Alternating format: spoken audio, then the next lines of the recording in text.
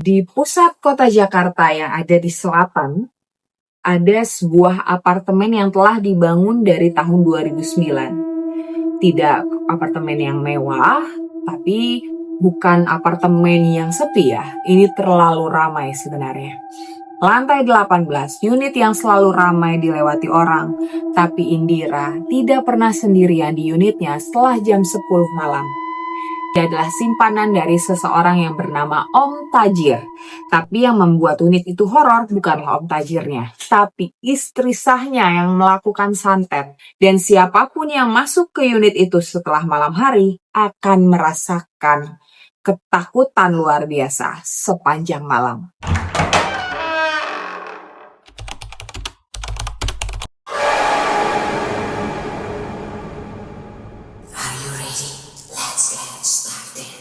Hey guys, thank you for coming and welcome back ke segmen Kerok, kisah epik horor, kamu, aku, kita. Bareng aku, Revti Betrisva.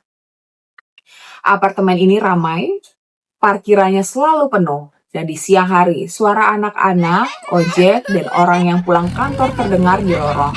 Lift selalu antri. Warung kecil di lobi buka sampai malam. Unit 1802 milik Indira ini tampak biasa ya. Kaca kusam, cat mulai mengelupas di dinding, ada TV di ruang tamunya, tapi malamnya berbeda. Saat orang pulang kerja, unit itu tampak kosong. Tapi kadang lampu kamarnya menyala sendiri. Pintunya terkunci rapat, tetapi terdengar suara langkah dari kamar mandi ke ruang tamu. Dan tetangga sering mendengar tawa seorang perempuan, tapi kalau dicek, nggak ada siapa-siapa. Indira tahu aturan kota Jakarta, tampil cantik, jangan terlalu banyak bicara, dan selalu tersenyum. Itu adalah modal untuk bertahan di lingkungan sosialnya si Om Tajir. Unit 1802 adalah hadiah untuknya, bukan sekedar apartemen tapi simbol status dan juga kekuasaan. Di siang hari apartemen itu ramai, anak-anak kecil berlarian, lift antri terus-menerus, warung-warung buka sampai malam, dan suara kendaraan kota berdentang melalui jendela. Semuanya terlihat normal, tapi malam hari berbeda. Unit 1802 sepi, sunyi, dan menakutkan. Lampu lorong kadang berkedip, suara lift terdengar aneh, dan bau parfum tua yang familiar muncul di lorong. Meski Indira baru saja memakai parfum baru, hal-hal kecil mulai terasa salah begitu ya. Telepon berdering sendiri, tapi saat dia mengangkatnya, nggak ada suara. Bayangan muncul di cermin, tapi tidak bergerak bersamaan dengan dirinya. Kadang tersenyum tipis, kadang menatap lurus dengan mata pucat. Suara tangisan lembut terdengar dari dinding, dari kamar mandi, atau dari sudut unit. Tapi ketika dia menoleh, nggak ada siapapun di sana. Tetangga sudah mulai menebak ya, unit 1802 itu aneh. Kata salah satu penghuni, kadang malam-malam terdengar suara tangisan, tapi pintu itu tetap terkunci.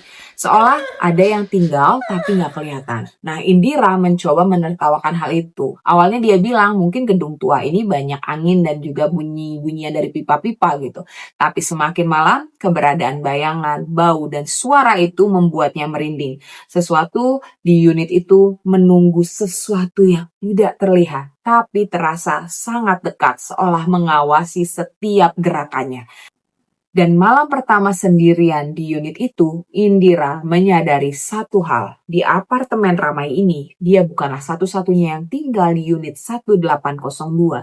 Ada yang lain yang tidak bisa pergi. Istri sah dari Om Tajir yang bernama Mira memang nggak pernah muncul di publik, tapi di balik senyum yang sopan, kabar beredar bahwa dia tidak pernah membiarkan siapapun mengganggu hidupnya. Indira hanyalah satu dari sekian banyak yang tidak diperhitungkan. Mira memanggil seorang dukun yang sudah dipercaya di keluarganya selama beberapa generasi. Dan ritualnya dilakukan diam-diam, tapi berpengaruh jauh ke unit 1802. Rambut Indira yang diambil tanpa sepengetahuannya, parfum dan pakaian yang ia pakai, bahkan foto dan catatan hariannya semua dipakai sebagai medium. Energi Indira mulai terkunci di apartemen itu, di setiap sudut, di setiap cermin. Sejak ritual itu, Indira merasakan hal-hal yang tidak bisa dijelaskan secara logika. Tubuhnya terasa berat saat ia tidur, seperti ada tangan yang menekan punggungnya. Langkah-langkah Hills terdengar di lorong unit, padahal dia lagi sendirian. Dan di kamar mandi, bayangan perempuan muncul, tersenyum pucat, menatapnya dengan mata dingin yang seolah menembus tulang. Malam demi malam, unit 802 menjadi lebih hidup.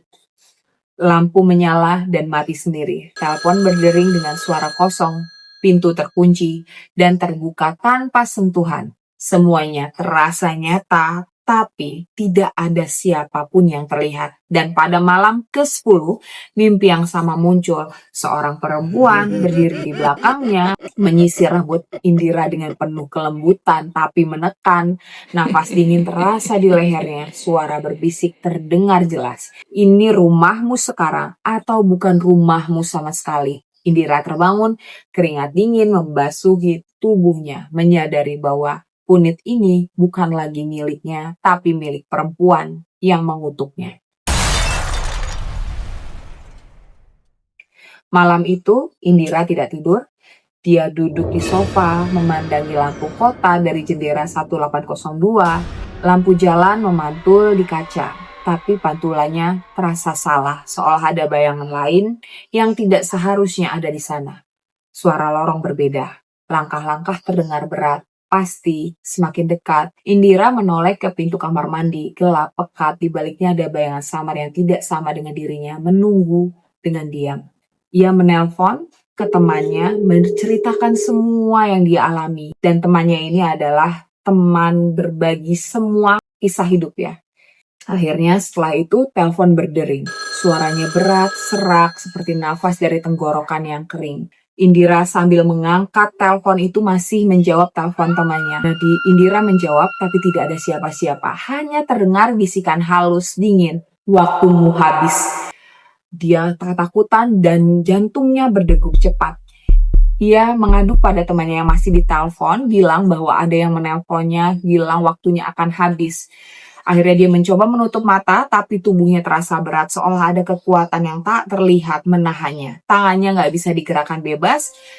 Temannya di telepon yang bernama Siva manggil-manggil nama si Indira, tapi Indira tidak merespon ya. Nafas si Indira ini tersengal, tapi udara di kamar tetap tenang.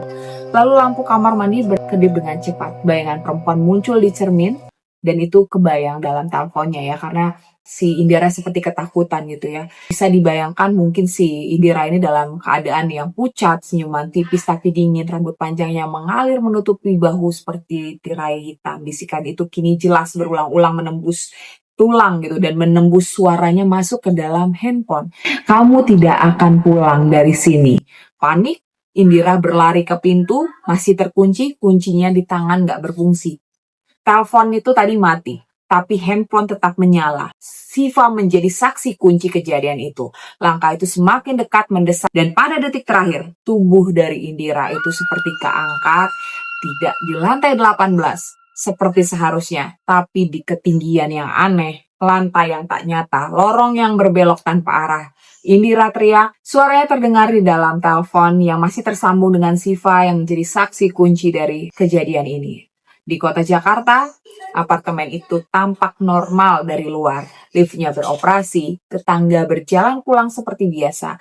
Tapi unit 1802 telah menjadi milik bayangan yang tidak pernah tidur. Dan Indira hilang, meninggalkan jejak parfum dan rambut yang tersisir dengan rapi.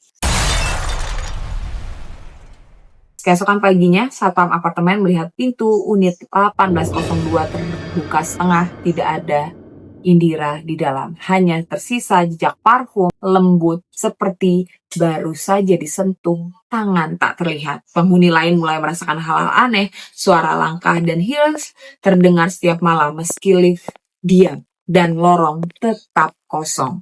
Lampu menyala dan mati sendiri seolah ada yang menekan saklar tanpa pernah terlihat. Pintu terkunci dan terbuka tanpa disentuh tangan manusia. Kemana Indira? Seperti terjatuh, tapi tidak ada bekasnya. Tidak ada jasadnya. Indira menghilang. Beberapa yang berani masuk ke unit 1802 melaporkan pengalaman yang sama. Bayangan perempuan muncul di cermin, menatap dengan mata pucat yang kosong, rambut mereka tersisir rapi saat bangun tidur, padahal mereka tidak memegang sisir. Telepon di unit berdering. Tapi suara yang terdengar kosong hanya bisikan halus yang menembus tulang. Suara tangisan lembut terkadang terdengar dari kamar mandi atau lorong, tapi ketika mereka menoleh, nggak ada siapapun di sana. Tetangga mulai berspekulasi, unit itu seolah tidak punya pemilik, tapi menuntut perhatian, kata salah satu penghuni lama di sana. Siapapun yang masuk akan merasakan kehadiran Indira atau ani-ani itu, seperti rumah itu hidup sendiri. Sejak peristiwa itu, unit 1802 tidak pernah lagi disewa. Lift tetap berhenti di lantai itu, tapi hampir tidak ada yang berani keluar. Bahkan satpam, meski tahu normalnya operasi lift, kadang menunggu di lantai bawah, takut sesuatu mengikutinya saat dia menekan tombol. Orang-orang mulai menamai unit itu unit Indira. Dan setiap yang memasuki ruang itu merasakan hal yang sama. Kehadiran bayangan yang menatap dari balik cermin, bisikan di telinga, rambut yang tersisir rapi, dan hawa dingin yang menempel di kulit. Unit 1802 tidak lagi sekedar apartemen, ia menjadi rumah yang hidup, rumah dendam, rumah horor permanen. Malam-malam berikutnya, apartemen 1802 tetap hidup, suara langkah terdengar di lorong meski lift diam, bisikan memanggil nama pengunjung, terdengar dari balik dinding. Kadang seorang menatap jendela dan melihat bayangan perempuan tersenyum tipis, pucat, menunggu. Cleaning service yang mencoba membersihkan unit melaporkan pengalaman yang sama, guys. Bau parfum lama dan lembut menyebar di udara padahal mereka tidak pernah menyemprotkannya. Dan di kamar mandi, bayangan perempuan muncul di kamar itu, di cermin itu, menatap diam lalu menghilang begitu saja. Unit 1802 tetap menuntut perhatian. Gak ada yang tinggal lama, gak ada yang berani membuka pintu setelah jam tertentu. Dan semua yang masuk merasakan kehadiran yang mengikuti, memantau, dan menunggu. Seolah unit itu bukan sekedar ruang, tapi perpanjangan dari perempuan yang mengutuknya. Dari Indira yang tidak pernah pergi, orang-orang sekarang menyebutnya dengan nama unit Indira.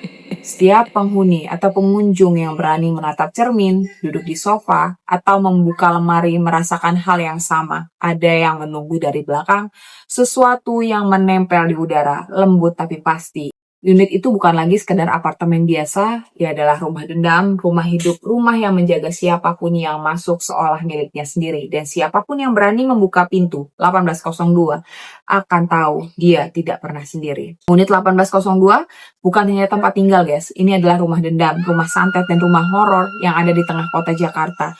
Indira tidak pernah ditemukan, tetapi kehadirannya terasa. Bayangannya, bisikan, langkah, adalah peringatan untuk siapapun yang berani mengganggu rumah tangga orang lain. Jadi, jika suatu malam kamu melewati unit itu, ingat, jangan menyentuh pintunya, jangan menyalakan lampunya, jangan membuka jendelanya.